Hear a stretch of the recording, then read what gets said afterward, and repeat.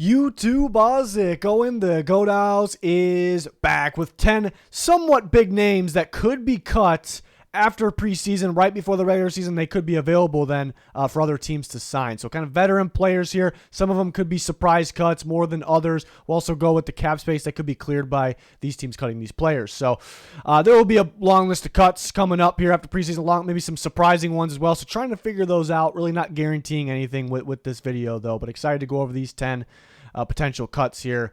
A lot of content like this. Rankings, predictions, more on the channel, in-season content once the season starts, or actually right before too. So excited about that. Like, subscribe to notifications on. Follow us on Twitter. Very, very important this time of the year. Links pinned in the comments for social media and sponsors, including Liquid IV. Code GOAT, 20% off. New flavors, new sugar-free options there. So 10 of these cuts, starting with the Cowboys, possibly cutting veteran corner Jordan Lewis, who's specifically good in the slot, and he's been good for the Cowboys. They liked him in the slot a lot, just recently injured, obviously, recent years. And they possibly have replacements. On top of that, the Cowboys are one of those defenses that maybe don't play. The defenses in general playing slot corners more and more in this passing league era. But the Cowboys are one of those teams that maybe play an extra safety, a little bit more of Jerron Kurtz being that guy, kind of being that box safety to man up and tight end in the box, the slot area as well. So that, and they also have Deron Bland, who they like outside-inside versatility.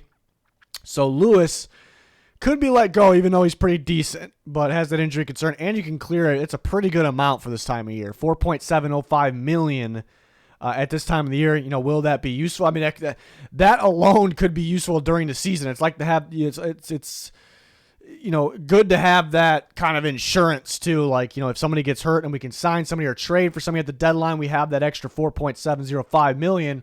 That's a pretty good amount. So that's a guy I would watch out for. And then teams would be, a team in need of a slot corner, but there's teams in desperate need of outside corners because of injury or maybe thin at the position. I think to be a handful of teams all over a guy like that. So it's kind of a bigger name, veteran guy with some good experience that could become available. Next one, the Bengals, La'el Collins, who, speaking of the Cowboys, used to be a Dallas Cowboy, and a pretty darn good right tackle when he's on the field, but has that injury concern. But the Bengals, with their offensive line struggles the last several years, would they just be better off keeping them? Maybe. But they signed Orlando Brown Jr. to play left tackle, and then right tackle is expected to be Jonah Williams, which he was didn't want to play that. Demanded a trade, didn't happen. End up being comfortable or okay with playing, fine playing the position. So I think that's the Bengals' plans. But La'el Collins is a very good talent, so we'll see what's in their plans there. But $7.717 million to clear at this time of the year is pretty darn good. It's pretty good amount of space there for the Bengals, who are trying to contend for a Super Bowl. So if they need that extra piece, halfway through the season, wherever it may be, trade deadline, or just kind of getting into some of the available free agents at that time, they can use that money. But they could also use the linemen too. But is Collins going to want to stick around? Is that going to be healthy, I suppose? Not talking about his durability, but keeping him around as a backup. Is he going to be happy about that? So, we'll see. That could be a big-name guy that could be available, and it's a really good right tackle. He's just has the serious durability issues there. Next, the Giants, Sterling Shepard, who, in preseason so far has kind of been randomly in and out. We're looking at that second game. So it feels like, those veterans that aren't in to start the game, like it's usually like, all right, that's a good sign. They're not playing because they're veterans are going to make the team, and he kind of gets thrown in there in the second quarter or whatever. It's a little weird, and, he's been injured in the past, hasn't got a whole lot, recent past, hasn't got a whole lot of reps. The Giants, don't have the best receiver room on the planet, but it's kind of a deep room. They got a lot of solid players. Again, they're missing that great player, or like just above good player, but they have a long list of solid players at the receiver position. So it's tough to keep a guy like this that is constantly injured. You don't clear a lot by cutting him, but it's definitely possible. They could roll with, obviously they're going to roll with, guys like Hodgins, Slayton, Jalen Hyder. They drafted, they like him a lot. They signed Paris Campbell.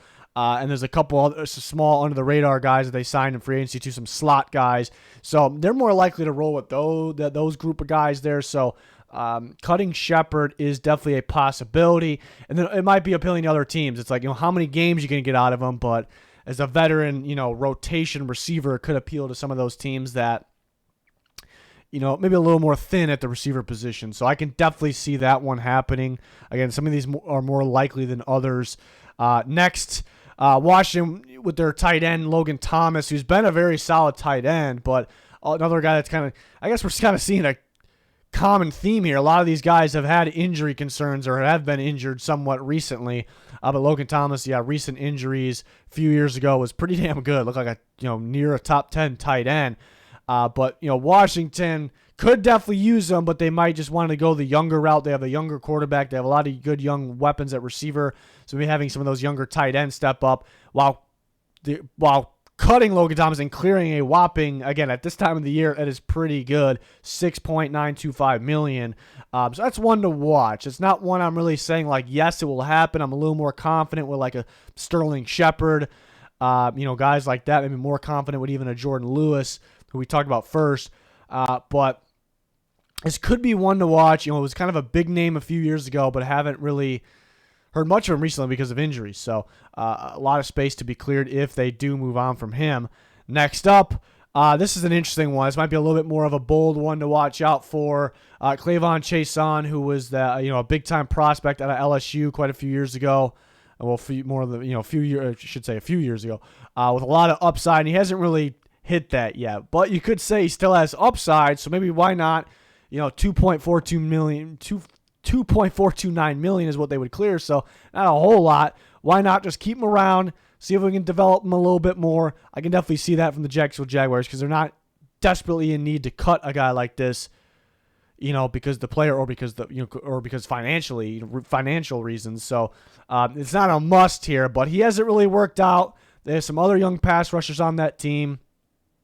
Obviously not going to be a starter with Josh Allen, Trayvon Walker there. So that's a possibility. And it's kind of an appealing name if he becomes available.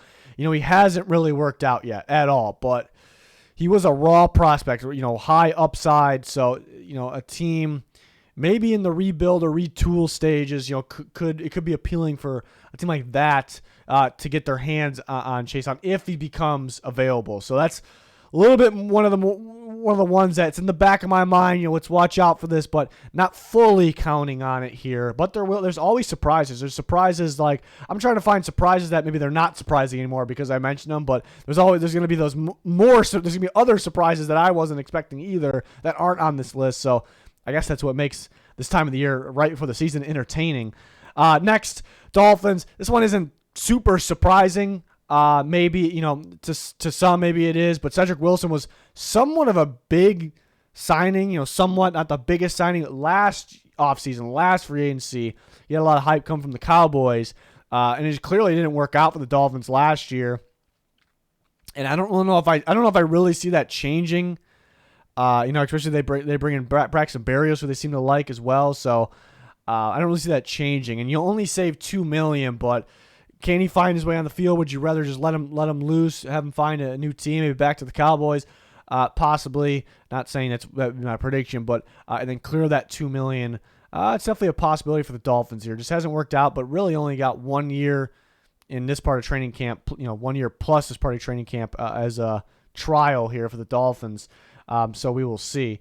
Next, this would be a surprising one to many, but I don't know if it would shock me that much. We'll see if it happens, but Tyler Higbee, who's been a pretty big-time tight end for the Rams, he did drop the ball a little bit more for my liking last year, but quality veteran, good player, good experience. A contending team could definitely use him. And the Rams cut loose some surprising players this offseason. Almost, in a way, feels like they're going in rebuild mode, more so on defense, with only Aaron Donald to say otherwise there. But offensively, that could be the case too. They could basically, they're not going to be afraid to make a move like this. Let him go find a team. The Rams kind of do their thing with their younger players, kind of a rebuild / retool stage for the LA Rams, and then clear a pretty good amount of space, $6.75 million. So is he going to make or break the Rams? Maybe give some of the younger guys some options there, but that would be a quality veteran out there. If he was, I don't know why I was thinking about it, just hit me right away.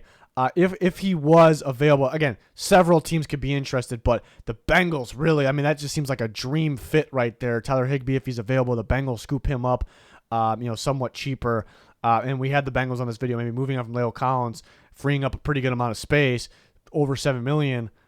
If Higbee, again, could be kind of bold, could, maybe not likely, but I just right away that popped in my head as a possible dream fit there. Next, we got the Jets and Corey Davis, which is an interesting one, but just based on what's been going on with him and and the Jets situation with what receivers they have in there, pretty deep room, and they like some of those young guys.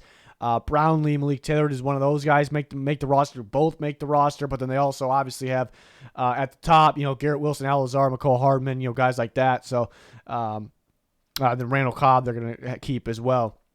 So to me, Corey Davis is pretty talented. I think he's talented enough to actually be. Well, the Jets might not think so, but the second best receiver on that roster, because he's never had a quarterback like Aaron Rodgers. I guess could Alan Lazard be better than him? Sure, but I like Corey Davis. If he's healthy, he's very talented. But they'll decide who they want to keep. Do they want to keep some of the younger upside guys because they may feel like they're going to lose Corey Davis free agency next year anyways? So they don't want to lose those younger upside guys that could be around for a long time. So they cut him and they free a whopping $10.5 million. Rodgers kind of reworked his deal almost like a pay cut. Then they could sign Dalvin Cook. So having a $10.5 million available, for a team that they plan on contending. So during the year, or signing other guys before the year, but during the year, then trade deadline, if somebody goes down, we need to add this guy. Having that amount of space, because they are spending a lot of money as well already. So having a lot of space is pretty appealing. That'd be pretty big for a contending team. So I could see that, but I would love Corey Davis to get some action with Aaron Rodgers out there. That would be I would like that. So we'll see what happens, but that's been an interesting one. Yeah, if he becomes available, does he go back to the Titans? I think the Falcons are another team I'd look out for. Just top of my head. Sometimes these, that would be for a different time. If guys become available, we probably rapidly on Twitter be talking about where these guys could land. That's what Twitter's for, that especially this time of the year. The cuts, it's always like a mini free agency cuts and waiver wire pickup. It's so fun, right before the season. Then the season hits and we're having a blast, obviously. And I actually have two for the Texans to end the video. Jerry Hughes, which would be maybe somewhat of a surprising one to people because he was maybe their top pass rusher for them last year, and he's very good, even though he's up there in age. He's very, maybe very good is a little much, but he's very solid. And he could be good in D'Amico Ryan's defense, but they also, who's projected to start, Will Anderson, the big-time rookie, obviously, and Jonathan Grenard. And they have other options in there as well, some young guys. They draft Horton from TCU. But Hughes definitely could be used. And could play very well there, but maybe they want to give him a shot to go to a contending team, as a veteran, and they want to clear that $5 million. If their plans are to what we think they are, is to start Will Anderson and Jonathan Grenard, a pretty good young duo for D'Amico Ryans there. So it kind of makes sense. But he was one that teams were calling on at the trade deadline, last trade deadline, and the Texans were like, no, we're going to keep him. And I was like, they're in contention to get the number one pick at that time. They're rebuilding at that time.